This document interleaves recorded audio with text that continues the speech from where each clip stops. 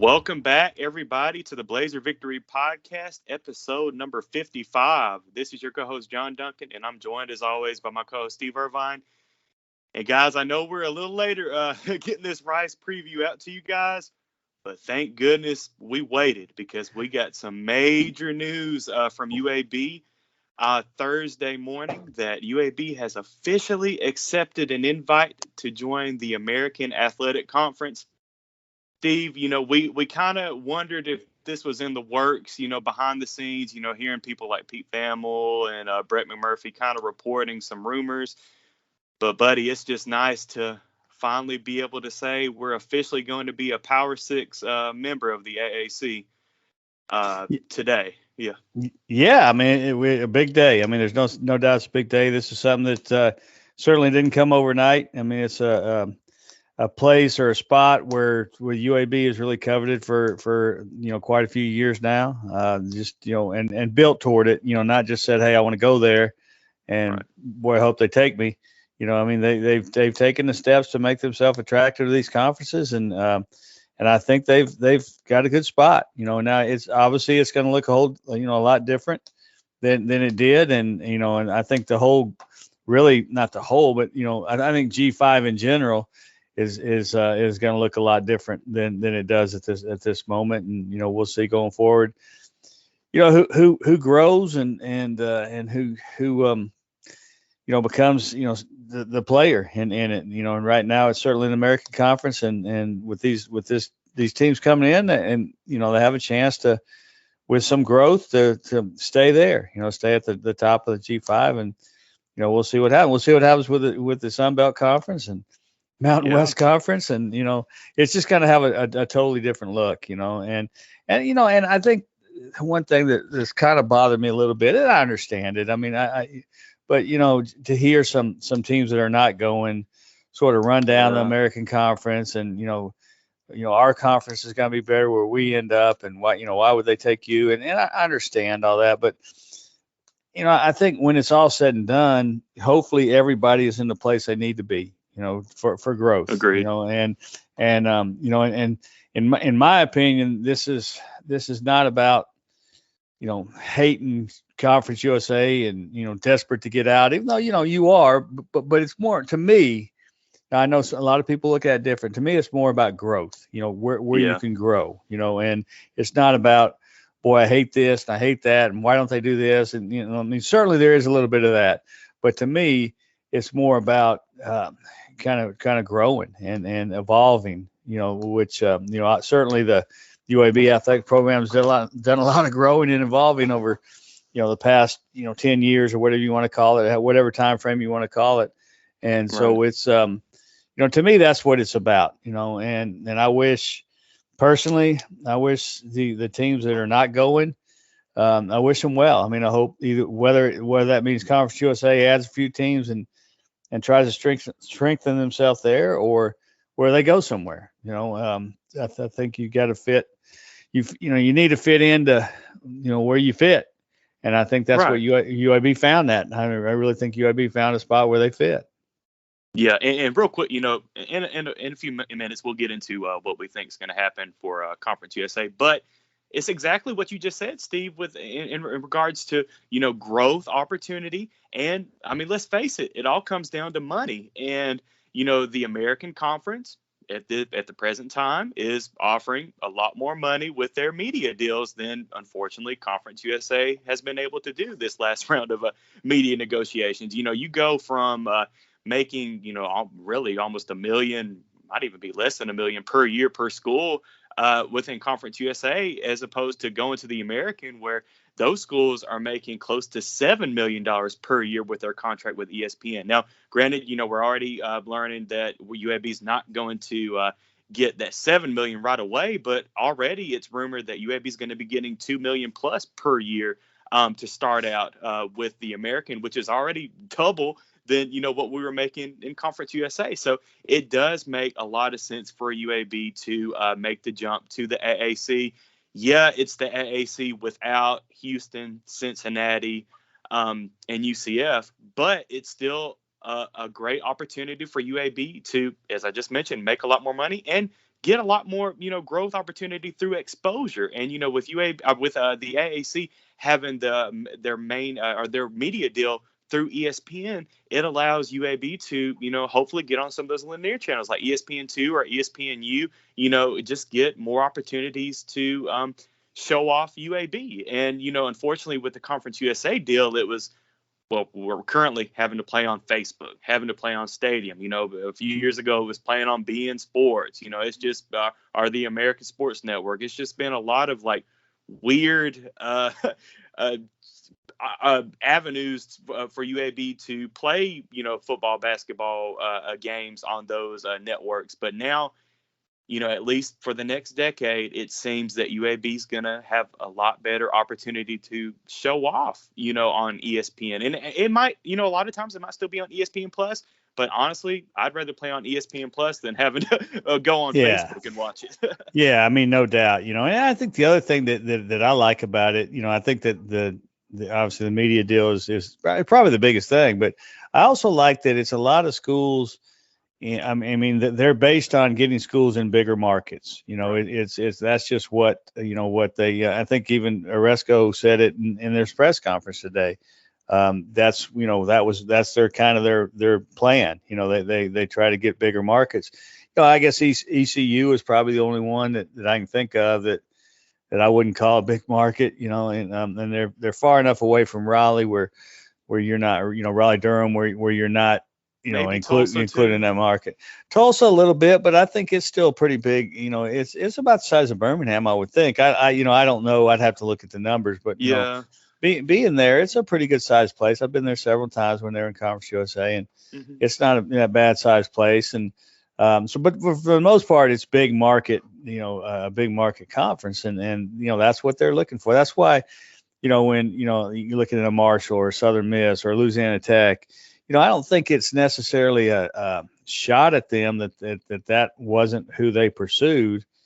I think I don't think that they fit their model, right now. I mean, and again, I don't think it's I wouldn't take offense to it. No, I mean that's just what they what they're looking for, and maybe those teams fit better into the Sun Belt Conference, and the Sun Belt Conference is a tremendous conference, and they certainly shouldn't be sad about it, but they should not. They also shouldn't ask us to be sad about going into the American Conference. No, where this program seems to fit in there perfectly. Right now, right. And so, I mean, again, it's what's best for your program, and I think Mark Ingram and just the administration and just people surrounding UAB, I think they did a great job of finding and working diligently at selling themselves and this program and this school and this community and this and this market to to the conference. And it was really cool to see all the way through this whole process, recent process, because that's the thing. This thing is not just a recent process. Right. I mean, they've been working their tail off on this to really probably before UConn left, but certainly since UConn left, yes. trying to be that one if they stayed, because that was before all the other stuff broke. But just to see them, work through this process and improve yourself, because that's the thing too. You look at these programs they're bringing in; they've all made improvements to themselves. You don't just get in and we learned that firsthand from where UAB was, last time we went through this. Yeah. You don't just decide that, hey, let me in your conference. And if you do, I'll do all these things. No, you got to build yourself up and make yourself attractive. And it was really cool to see all this attention recently. That would list, UAB is, the top candidate, certainly from Conference USA and one of the top 4 really, when they were even talking about Mountain West and other conferences, and so that was kind of cool to see and that was a kind of a testament to what they've done with results, with facilities, with coaching hires, with donations and money they've had, and with new state, just all this stuff that's so important. it comes through hard work. It doesn't come with just waking up and snapping your fingers. Okay, we're going to do this. And so it was really cool to see that being recognized in this sort of way. Cause it's easy for us to say, boy, this program sure is a lot better than it was. Man, they've done this and they've done that. Boy, that's great. But when people from the outside that, a lot of them haven't paid much attention. But now they look at it and go, wow, they're in a pretty good spot. That's to me, for Mark Ingram and everybody involved, that's got to be very, very gratifying. Definitely. And those other 5 teams that are coming with UAB to the American from Conference USA, for those that don't know, it'll be Charlotte, FAU, North Texas, Rice, and UTSA. And Steve, as you just mentioned, I mean, all 5 of these programs, along with UAB to make 6, have shown a commitment to, pump money into football, into facilities, and just show that you're, serious about this. All 6 of those schools have shown that. And I mean, like with Rice, I mean, that's a big private school in the Houston area. UTSA, I mean, you're seeing what they're doing this year with Jeff Traylor. I mean, ranked in the top 25. North Texas, they have beautiful facilities, a beautiful stadium. FAU, Charlotte, I mean, same thing. So it definitely makes sense why the American wanted to go with this 6 teams to, expand the conference to 14.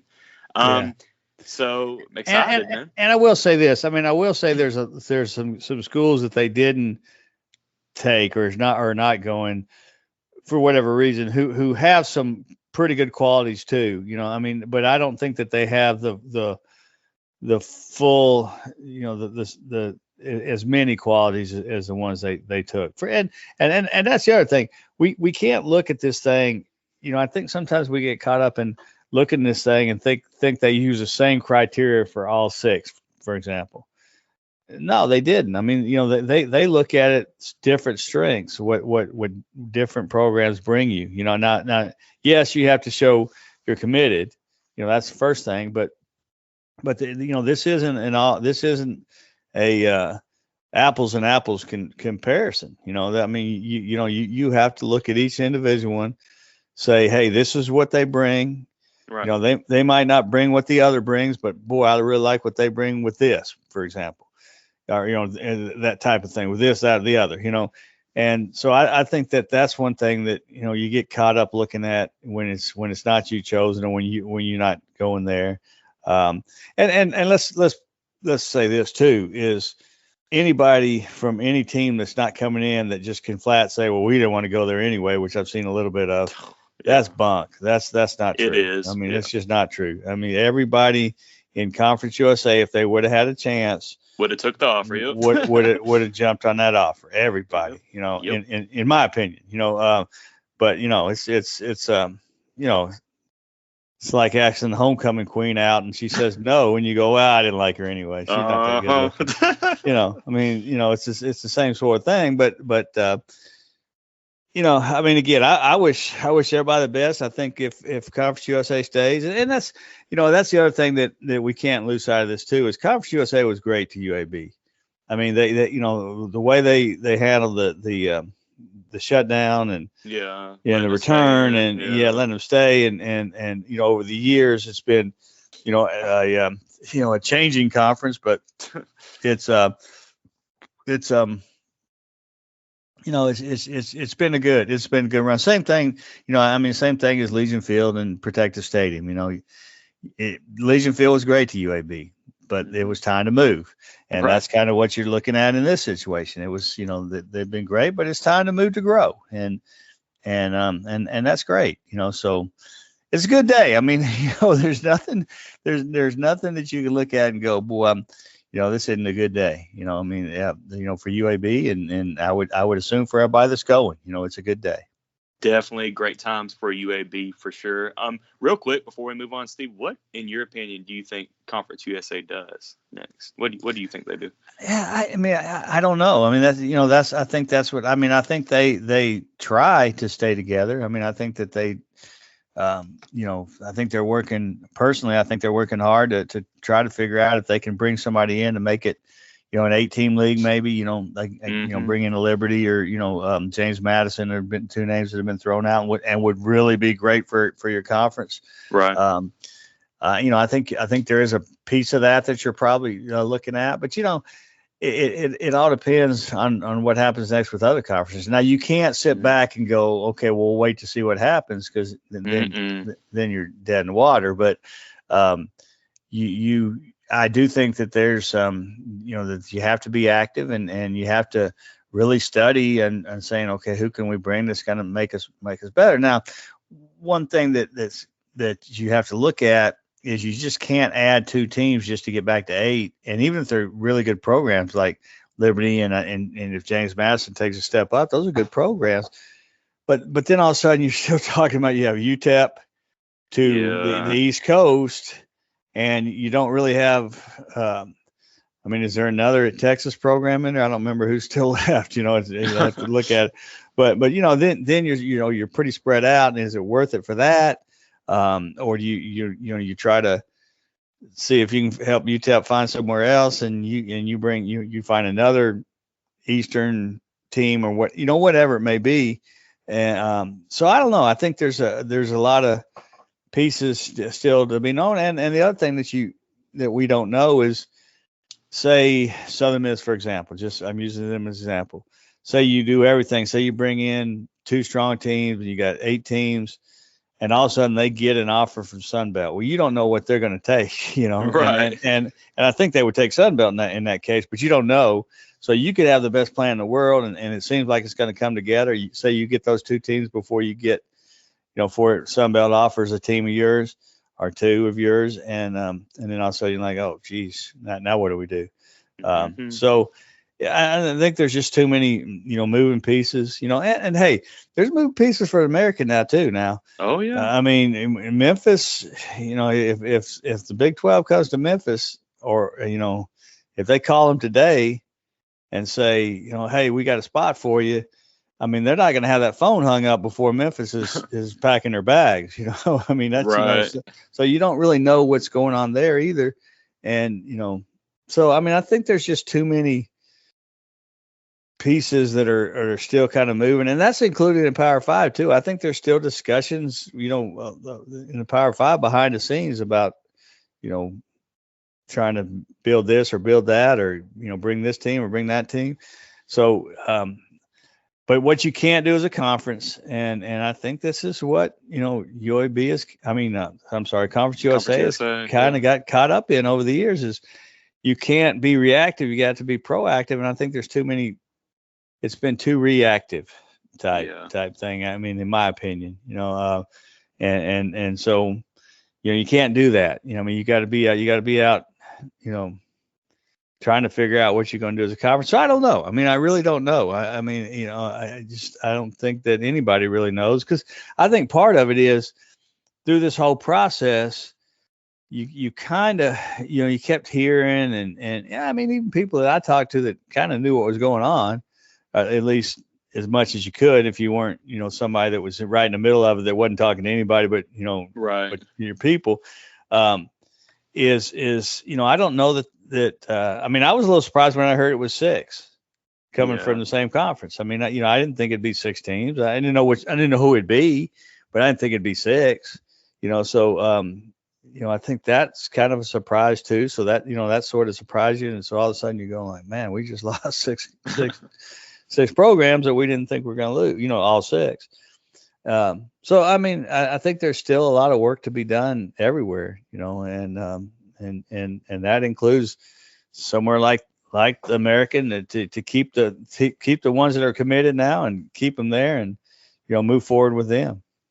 And honestly, too, Steve, it might not have been 6, but after Judy, the Conference USA leadership sent that letter to Oresco asking them to, hey, can you please just consider about just combining our leagues, and to just Oresco was like, well, okay, I'm just going to grab a couple more and just end it. Well, but you know what? I had no problem with that letter if it would have been sent, 6 months ago. Years ago, man. Or years ago, or whatever it may be. And so I'm not one that. I'm one that sort of gives her credit, or them. It wasn't just her writing it. The leadership of Conference USA for at least attempting that. I just think it was. But again, I think it was reactive, right, and not proactive. If it was proactive, and I think that was one strength of Britton Banowski. I think Britton Banowski, when he was commissioner there, was a proactive type commissioner, and I thought he was a really good commissioner. I know, and there were times where people kind of ran him down and didn't think he was a good commissioner and all that kind of stuff. But I thought from the time I was covering it, and I didn't have the Mike Slive days, and I know he was a tremendous commissioner, but I didn't have him when I was covering it. But I thought Britton Banowski was a tremendous, and he had that. They had that case where, the Conference USA and Mountain West had come up with the idea to create a national conference between the two of them. I think that was maybe 2011 or 12 or something like that. And I think that was from Craig Thompson and who was the commissioner at Mountain West Conference and Britton Banowski. I think they got together and came up with a proactive idea. Now it didn't work out, and that's fine. I mean, not everything works out, but I thought it was a very progressive sort of move, progressive, proactive sort of move, which I thought was really cool. So, you got to be that way in this business. I mean, hey, what the SEC is doing and bringing in Texas and Oklahoma, I mean, that's a proactive move. I mean, that's not sitting back and waiting for something to happen. And that's what started this whole thing rolling. But but that's a proactive move. And so I think you have to do that, especially in this day and age, aware of how the college athletics is changing, and that that's the other thing we don't know. I was thinking about this morning. I wonder what college football is going to look 5 years from now, 3 years from now, 2 years from now. I mean, good point. mean, what's it going to look like? Are we going to have distinct difference? Are we going to have a Power 5 type football, and then we'll have a G5 football, and then still have FCS, or is FCS and G5 going to be together? Combined, and you have a power, you have the power. I mean, who knows? And it might look a lot like it does today. Other than that, we're going to have a bigger playoff. I mean, I don't think there's any doubt that's coming. But so who knows? I mean, who knows? There's just so many moving parts. But bottom line is, UAB's program, athletic program, just took a huge step forward today. Definitely. And, again, nothing official, but rumors are that AAC would like to have UAB and the other 5 teams in the league starting in 2023. But we'll have to monitor that and see what happens. But before we move on, Steve, do you want to give a public service announcement about the name of the rivalry with Memphis? Yeah, I've been seeing. That's why I tweeted. I've been seeing a lot of Battle of the Bones. And in fact, UAB football tweeted out Battle of the Bones on their Twitter site. It's Battle for the Bones. There we go. And Sam Miller and his people, during that time, were a big part of getting this thing together and getting that trophy. And they did too much work on this, and it was too good of a rivalry to mess up the name. It's Battle for the Bones, and not Battle of the Bones, Battle for the Bones. So we need to remember that, and yes. and that's so exciting. I mean, to get Memphis back, on the field, on the court, and just as a rival, and to get that Battle for the Bones going again. I mean, that's I would say it's the most exciting thing about this, but that is certainly among the group of exciting things on this thing. Yeah, definitely can't wait to see those barbecue competitions again between Memphis versus Birmingham. Just get back up there to the Liberty Bowl. Just exciting times for that rivalry to get that going again. And I will say this as somebody who sits in a press box. Every year that UAB went to Memphis, they had rendezvous in the press box. Ooh. They had it in the press box, and apparently it was the only time they did it all year. That was like their deal. When UAB came to town, they rendezvous would cater the press box. So I'm looking forward to that in a big sort of way, and so I am looking forward to that. Definitely. Well, guys, we do have a ball game this Saturday. The Rice Owls travel down to Protective Stadium to take on our UAB Blazers. This is going to be a 2:30 p.m. Central Time kickoff, and it'll be televised on ESPN Plus. But we certainly do hope that everybody can make it down to Protective for homecoming and the annual Children's Harbor game. It's always fun to see, those kids' names on the players' backs. I love to see that, and the special uniforms, just everything involved with that. I look forward to it every year. But of course, guys, make sure you tune in to Jocks 94.5 FM to hear Steve, David Crane, and Trey Ragland on the call. And they'll start pregame an hour early at 1:30. But about these Rice Owls, Steve, you guys will hear in just a couple minutes my interview with Matthew Bartlett, who runs the Roost that covers Rice athletics. He does a great job there. They're a banged up squad. They're kind of banged up on the defensive side of the ball. They're banged up on the offensive side of the ball. Don't know about their quarterback, Jake Constantine, if he'll be able to play. Matthew does allude later that he has not practiced at all this week so far. And, that interview was taped Wednesday night, so maybe things have changed since then. But Steve, what's your first impressions on the? Well, actually, before we get into Rice, talk a little bit about the Children's Harbor, because that does deserve a few minutes. If you guys aren't aware, tell everybody about the Children's Harbor game. Yeah, I mean, this was one of the best new traditions in college football. It started in 2017, where conversation that Coach Clark was having with Jack Crow and Jack Crow's wife, and she was involved with Children's Harbor, and or I think he was having it with Jack Crow and somebody else, and I think they involved called Jack Crow's wife. But anyway, it's just something that they just felt close to their heart, and they wanted to find a way, some way to help out, and they came up with this great idea of putting these kids names on the back of a jersey. They had to go through the NCAA and go through Children's Harbor, and get it okayed by everybody, and and everybody thought it was a tremendous idea, and it is, and yeah. It's just they honor these kids, and I remember, I don't remember what year it was. I think it might have been 17. It was one of the 17 or 18 that I was like 2 games later. They were playing somebody, and I was downstairs before the game. I think I had my son with me, and he wanted, chicken nugget, chicken whatever tenders, and they didn't have any upstairs. So we walked down to concession stand, and there was a kid there wearing his jersey with his name on it that had been worn in the game, and so I started talking to his parents about it and about how neat it was, and his mother said he literally has not taken this jersey. I said the only time he takes it off is he lets me wash it.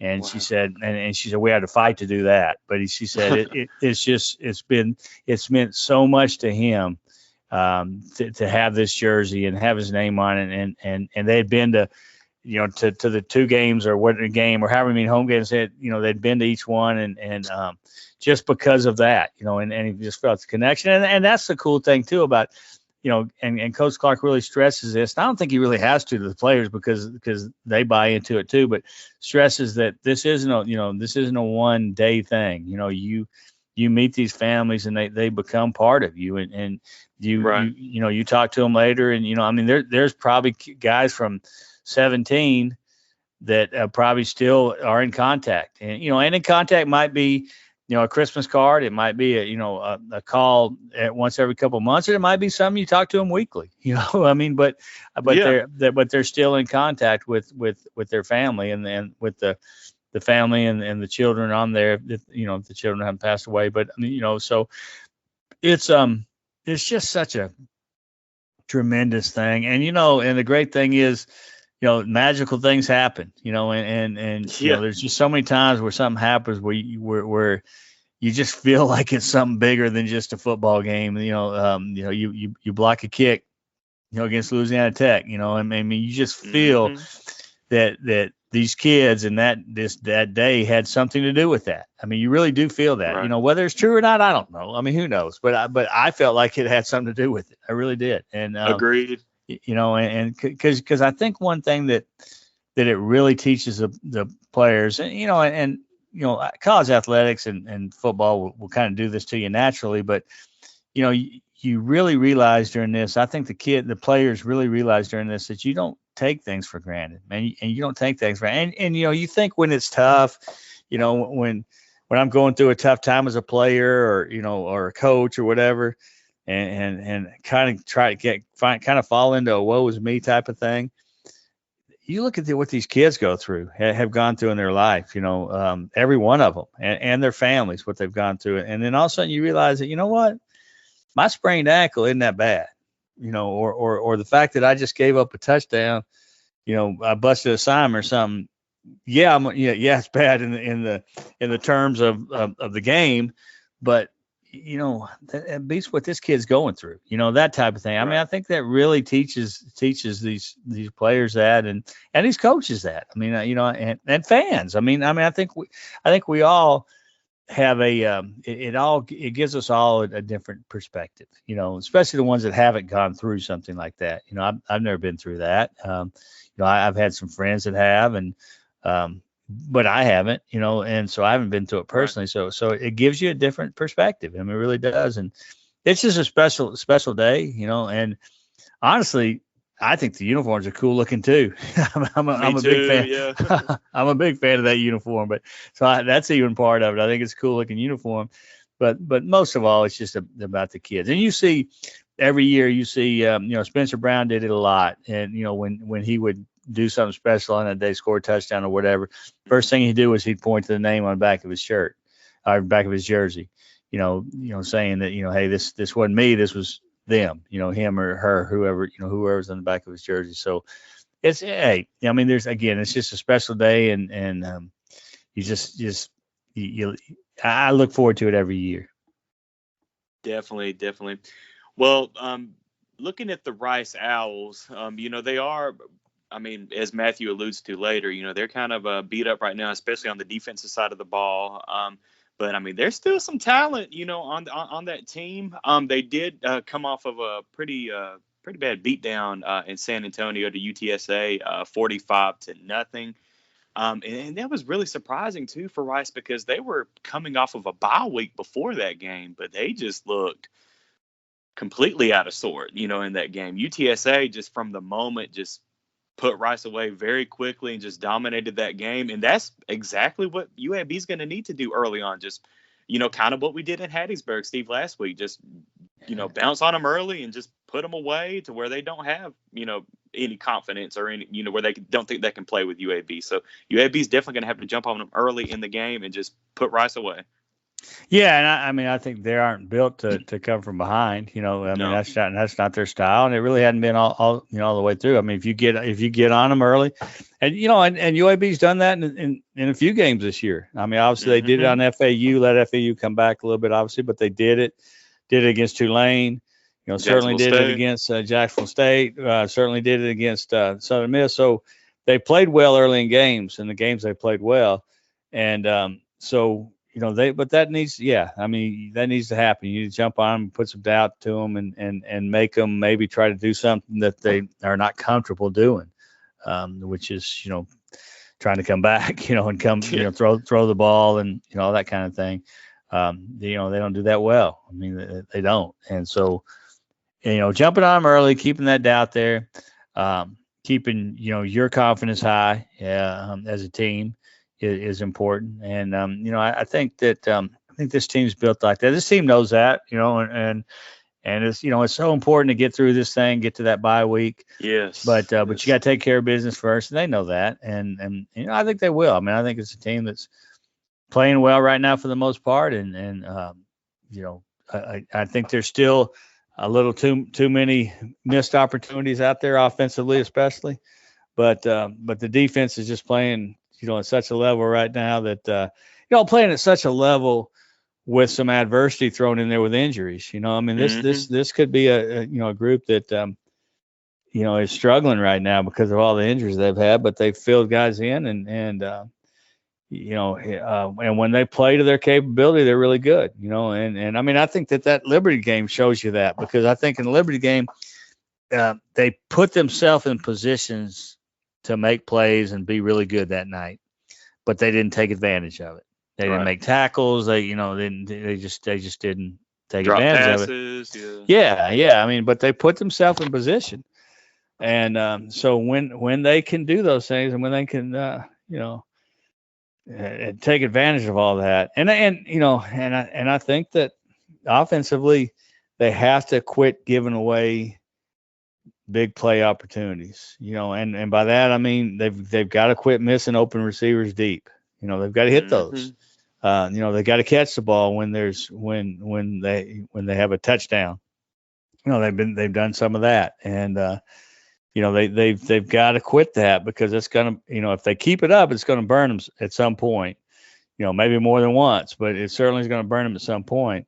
So they've got to quit that. But right now, to me, the focus is getting through this, play as well as you can, get through this, win the game, honor these children, and then rest. You got to get to this bye week, and Lord willing, they'll get to the bye week with no new injuries, and let have a good solid week of healing guys and getting ready for that last 4 games, which is it's gonna be tough. Yeah, I mean, it's gonna be tough, and so I think that's kind of the focus here, and I mean, in a different sort of way, it's kind of like when they played Rice last year. They're just trying to get through, with the win.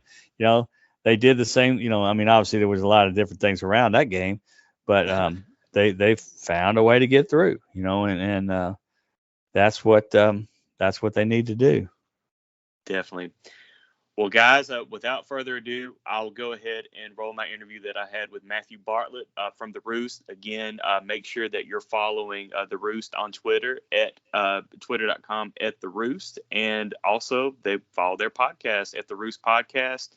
But as always, Steve and I will be back a couple days after the game to give you our reaction to the UAB Rice game. And like Steve just said, let's get a W here, roll into the bye week, rest up, and get ready for that murderer's row we have after the bye week with Louisiana Tech, Marshall, UTSA, and hell, even UTEP, man, they're looking good.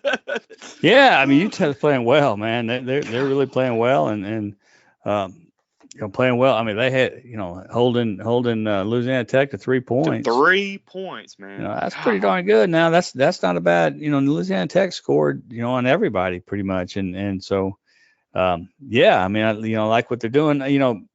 But we got a while before we need to worry about that one. That's right. Yeah. There's so much in your way, and that's the thing about the last stretch, and even Saturday, but certainly about the last stretch is, you can't dare look ahead past any of those. I mean, you've got to take it week by week, and you've got to, it's tough if you get by Louisiana Tech to sort of look past Marshall a little bit, because then you have the big conference. I mean, the big division thing with UTSA the next week. Yeah. But if you do that, you lose to Marshall, and so you can't do that. You got to go this week by week, and try to do the best you can, and hopefully you're healthy during that time, and you don't have to figure out ways to fill spots or fill things, and so but we'll see. But that's a ways away right now.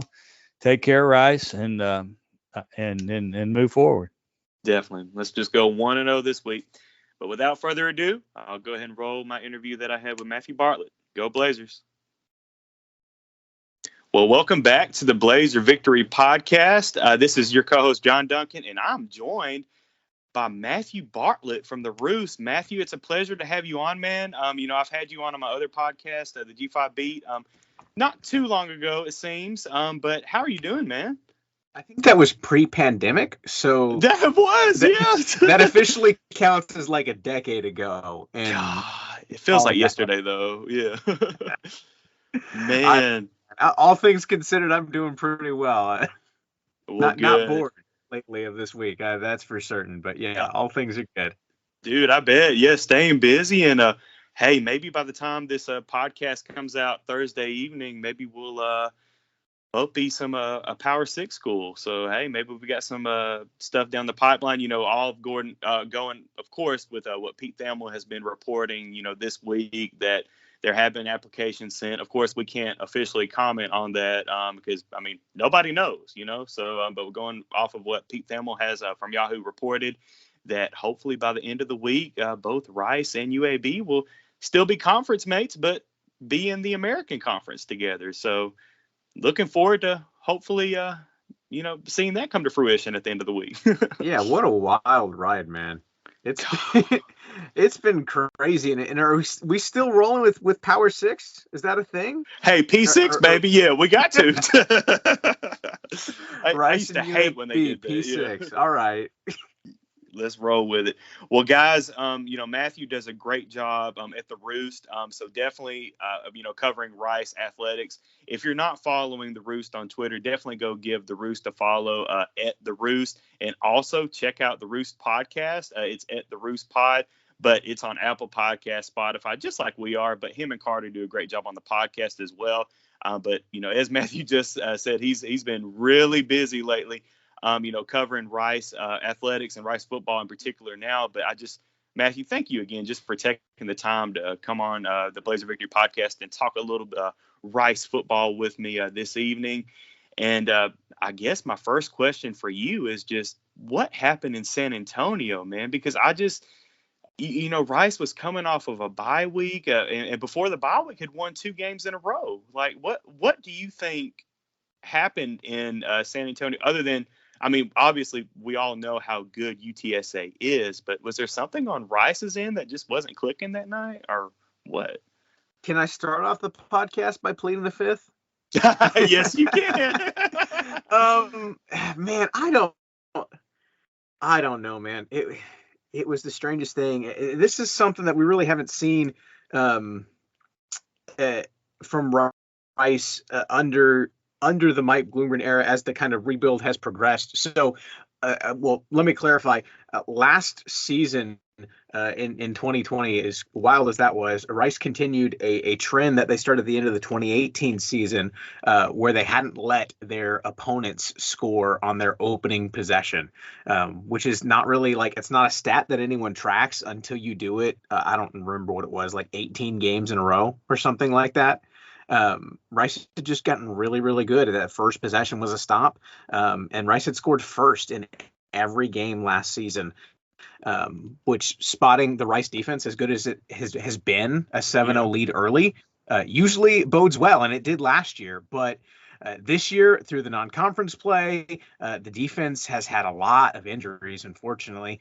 It's been one of those things where it's happened a couple times now where the Rice defense doesn't get that first stop that they pretty much always have for a year and a half now. And then the offense gets out to a 3-and-out, and then boom, boom, a couple touchdown drives by the other team. And then all of a sudden you got that run heavy team that's facing a 2-touchdown deficit and things just spiral. So I don't know. I think it's going to be something that's going to be interesting to watch this weekend. And what happens on those first 2 series, because Rice has proven. You watch their games against Southern Miss and Texas Southern, and you go back to Marshall last year. When Rice can get on the board and the defense kind of gets going, they can be scary. But when it doesn't go, it's falling apart quickly. Right. And even going to the Arkansas game to open the year, I felt that the defense, looked pretty good early on. I know we all, the second half of the third quarter and the fourth quarter, things kind of just got away. But I felt the defense played pretty well in that Arkansas game. Yeah. Rice fared better against Arkansas. Yeah. Through 3 quarters than A&M and Texas. Yeah. And that's not wearing any, blue colored glasses. No, it's the truth. It was impressive. Rice was, I guess at one point was set up 17-7 over Arkansas on the third quarter. And then it just got away. Unfortunately, turnovers were a problem. They've had a very inconsistent quarterback play with injuries at quarterback we were talking about this 2 years ago, and right. We're still talking about the Rice quarterback carousel, unfortunately. So it's been a lot of bad breaks, a lot of bad luck, and then a lot of just mistakes, and nothing has kind of clicked at the same time yet. I know they're hoping that things come together quickly, because now we're past or going through the midway point of the season, right? Yeah, it's crazy how quick the season goes by. But yeah, we're over halfway now. Now sticking with the Rice defense, you go back to last year and the year before too. Looking at Blaze Aldridge, who's now with Missouri, I believe. Who has kind of taken over as that top guy on the defensive side of the ball, at least at this point in the 2021 season?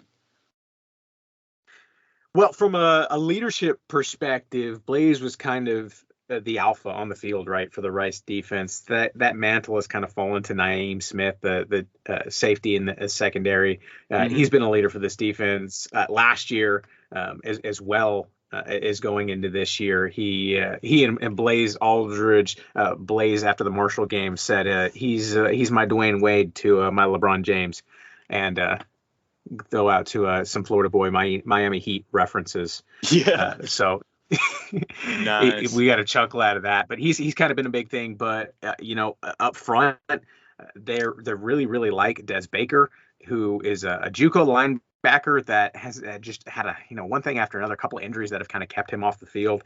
Got his first start last weekend against UTSA. Had a career high in tackles. So they're really optimistic. He is kind of, he's not Blaze Aldridge, but when you think of Blaze, what made him so good is range and his just ability to get to every part of the field very, very fast and hit you. And that's kind of what Dez is and can be. So they're excited about him. And then Elijah Garcia is probably the guy up front. He has NFL talent in the interior of the defensive line, and that's something that causes problems. Right. Now, kind of switching over to the offensive side of the ball, and I know you mentioned just a few minutes ago about the quarterback injury. So do UAB fans expect to see Jake Constantine at all this Saturday, or do you think we'll see more of McCaffrey and Green? So as of right now, I'm just coming back from the latest round of practice. Jake Constantine has not practiced this week. He suffered a non-contact injury against UTSA and wasn't able to re-enter the game. I talked to OC Marcus Tuiasopo earlier this afternoon, and he said it's just kind of one of those things it can go either way and is kind of iffy. So if he is able to go on Saturday, Jake Constantine right now gives them the best chance to win. So I would imagine if he's able to go, he's going to be the guy that goes out there. If he's not, it's going to be Luke McCaffrey and Wiley Green. Green started the season, then was benched in favor of McCaffrey, and then got shaken up a little bit against Texas and has been out the last couple of weeks. And man, I'm trying to recount all the play-by-play of the Rice quarterback drama because it's been crazy. But Green's the experienced guy. I'm trying to remember. I don't think he played against UAB in 20. He didn't in 20. No, he came in at the end of the UAB game last year in the fourth quarter, like the last two drives. And then I don't believe he played in 2019 or 2018. But as of right now, he's kind of running ever so slightly ahead, and he might be the guy who gets the first snap. But you're going to see some Luke McCaffrey mixed in for sure. There's going to be some option packages, some running mobile stuff in there for him. So I think if it's not Constantine, you will see both. Okay. Now, going back to McCaffrey, though, I remember when, they announced that he was joining Rice's team, all the excitement around it. What is it, just that McCaffrey's just inconsistent throwing, or what's been the issue that you think that has kind of hindered McCaffrey from getting that starter role? I honestly don't know, man. Because the talent's there. I mean, yeah, and you can see it when he got to campus. Kind of the knock on him, if you will, was like, oh, he's a running back playing quarterback. Like, he can't throw. And I was like, okay, I mean, I'll see. I'll go see. And I went out to practice. And kid's dropping dimes. Like, has Bloomgren himself said it was a howitzer for an arm. And I was like, okay, that's high praise. And if you took it and you look at, this was one of my most interesting offseason stats. If you looked at every quarterback in Conference USA, that returning quarterback that played in 2020, McCaffrey would have had the second highest completion percentage in the conference. Wow. Which is pretty good. Yeah. Well, no, sorry, that would have been including Zappy, I believe. So not including Zappy, he would have been the highest. Okay. Which, again, really good. But it's been the staff has mentioned a couple times the learning curve and being able to understand the scheme. That's my only rational guess as to why we haven't seen more of him, because athletically, he's the best Rice has. He's more talented just as an athlete than Jake Constantine is. Constantine won 2 FCS division titles at Weber State, so he's definitely accomplished more on the football field than McCaffrey has. And I think the hope is that Constantine can kind of lead the way this year, and then once McCaffrey has a redshirt year, a full year in the system, understanding the scheme, that he'll be the guy to step up. But right now, every time the staff has had an opportunity to not trust McCaffrey, they've picked somebody else, and that kind of says all I need to see. Gotcha. Well, looking at the backfield, Rice has a couple talented running backs. I mean, I will say, one of the bright spots that, I took away from the UTSA game, is it Ari Broussard or Ari Broussard? But Ari. It's Ari. Okay, yeah, but he came in there and, kind of gave Rice a spark for just a quick second. But I mean, you could see the speed, you could see the shiftiness. He looks like he's going to be a really good back. Can you see him getting more carries going forward in the season, maybe even this Saturday? He's really fun. He has a really, really great story. Walked on to Rice after playing running back in high school, and at that time they kind of had a full running back room, so they moved him over to linebacker. Played linebacker for a season, and then got to spring ball, and they were out of running backs, and there was nobody left. So they said we need somebody else, and so Ari bumps over to the other side and plays running back. And now the past 2 spring games, he's led the team in rushing and had over 100 yards on both spring games, I believe, and a couple touchdowns thrown in. So he's kind of had his opportunities to shine, but by the time the fall comes around, there's always been somebody else. So Jordan Myers has kind of been the guy, had 120 rushing yards against Texas Southern and 4 touchdowns. So that was pretty good. And Kalen Griffin has been mixed in as well. He's kind of had some ball security issues that the coaches have not been too happy about, so his playing time is scaled back a little bit. But Ari, he is somebody that runs through people particularly well, but isn't just a plotter. Has a little bit of shiftiness to kind of make a move on you. And he has now had a run of 12 yards or more, I believe, in all the last 5 Rice games. So wow. Explosive plays are something that this offense has really, really needed to find, especially if you're going to, try and grind it out. If you can mix in some 12-yard runs with some 3-yard runs, it really helps. So I think from that perspective alone, he's not going to be like a 25 carry guy, but he's been a 1 to 2 carry guy. And I think that's probably going to go up to 6 or 7, maybe 8. Okay. Got you. Now, looking at the wide receivers for Rice, it doesn't look like anybody really stands out. Has that been one of the weaknesses of this offense that you – well, I mean, I guess it goes back to the quarterbacks too, being hurt. But would you say that the wide receiver position has been a kind of a weakness on this offense? Because, I mean, it looks like the leading wide receiver was Jake Bailey with 23 catches for 245, but only 1 touchdown. Yeah, it's been a rough go for the wide receiver core this year. A couple reasons. First, Brad Rosner was a guy who was an CUSA didn't do all conference teams this year, right? They did like 5 guys to watch, or that was embarrassing. But had they done an all conference team, Brad Rosner would have been an all conference pick for Rice at wide receiver. I think he played 2 series against Arkansas before going out with an injury, and he hasn't been back since. So that was a huge blow, not having him. And then August Pete, kind of the next guy up after that, he went off. I think he got close to 100 yards against Arkansas, had that big touchdown pass that put Rice up right after halftime, or I guess touchdown catch. And then he got hurt in the third quarter, and he's been out. His first game back was last week against UTSA. So they've been without their kind of top 2 vertical threats for basically the entire season. So that's been challenging. Jake Bailey is kind of the go-to third down option. So he's the guy they'll trust across the middle of the field on kind of some of those the short intermediate routes. He's played really, really well. They're really happy with how he's done. And then Cedric Patterson's the other guy who has kind of been is a big play guy. Came over this offseason as a transfer and has kind of made a couple big plays, had a big touchdown play to start off the game against, they're all run together now, Texas Southern. Had a 73-yard touchdown reception.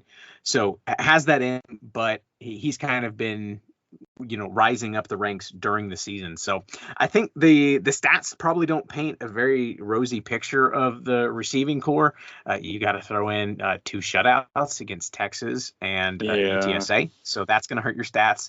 And then injuries, you're losing your top 2 guys. So it's been kind of strange from that perspective. But if you look at the receiving core that Rice is going to bring into Birmingham this weekend, Pete's back, Jake Bailey is there, Ced Patterson is there. Andrew Mason hasn't played a ton, but he's got some speed. Zane Knipe as well. So they have some options, and they feel pretty comfortable with where things are at. By the time Rice played UAB last year, Jake Bailey was the only scholarship wide receiver available for practice heading into that game, and he was hurt. So if you're looking last year over this year, Rice has 5 times the receiving core they brought into the game last year.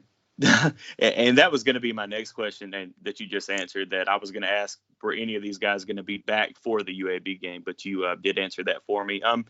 Looking at this Rice team playing against UAB, it seems the last couple of years that in this game, we've had some craziness, going back to last year, well, of course, with all the COVID stuff, and then going back to the year before with the, what was it, a 4 or 5 hour lightning delay? I can't even remember. That was crazy. I think I said goodbye to the gray old lady at like 3 o'clock in the morning. Like, oof, man, that is insane. Yeah, I remember I even left. I said, man, I'll just go home and watch the rest of it, because it was like 1 or 2 in the morning, and I said, peace. I've got to go back. I think they had a go no go call with Conference USA, and they said that hey, if it doesn't start by 12:30, we're calling it. Yeah. And they're like, okay, 12:29, let's go. Let's go. Yeah, get it up. Well, at least there wasn't any trash on the field like the Tennessee Ole Miss situation. So I'll give it that. It was just Mother Nature. I was on the field. I did not see any mustard bottles. Oh. Well, hey, speaking of, are you going to be able to, are you making the trip to Protective Saturday, or are you going to? No, I unfortunately, something came up. I won't be able to come to check it out this weekend. But hey, if we're going to stay conference mates for a while, I bet you I'll have another opportunity. Hey, there you go. Yeah, if we're both in the same conference in the future, you'll have plenty more opportunities to make it. I had to get Legion before it went out. So there you go. There you go. You got one last. Can't have all the fun at once. Definitely. Well, what do you foresee happening here, Matthew, in this game? I mean, it's been really interesting to watch, especially with how UAB plays, right? I feel like there's some teams throughout Conference USA, there's going to be some razzle dazzle, some trickery, some creativeness, some scheming that makes things a bit more challenging to deal with. But with UAB, they're going to run the ball and run the ball and run the ball and then try and hit a 70-yard touchdown pass. And that's it. That's the entire offense summed down. Pretty much. Bill Clark has been doing this forever, and it keeps working. So last year, they were two long bomb touchdowns. That was the difference in the game. And, we're bringing back a lot of the same players that played in that game. There's some turnover, but very similar teams. And with Rice, first off, like I said, the start, how's it going to start? If you can tell me that Rice can go back to their old ways, can get that stop on first down and drive down the field and get a score and, build some of that confidence that this is going to be a game. We've seen this team hang with UAB last year, beat Marshall last year. They can do it. It's not crazy. But if this is a situation where, I guess whoever is at quarterback for UAB, I'm not sure if that's going to be Hopkins or Johnston, but whoever it is, it hits one of those long touchdowns and a turnover, and that's how the game starts. I don't want to see where it goes. So Yeah. it's one of those things that Rice has been. I said this on my podcast on Days Are Run Together on Monday. Rice has not been consistent this year, and they really haven't been consistent during Mike Bloomgren's tenure. Like from game to game, you don't know who you're going to get, but they have been resilient, and they have an uncanny ability to not just flush whatever happened last week and be a new team the next week. Like we saw them bounce back from the shutout to Texas, and the offense exploded for 48 points against Texas Southern, which FCS or not, like Rice ain't hanging 48 points on many people. So, I don't know. It's either going to be a very, very close game in the fourth quarter that's very interesting and has both of us sweating, or it's going to be over at halftime.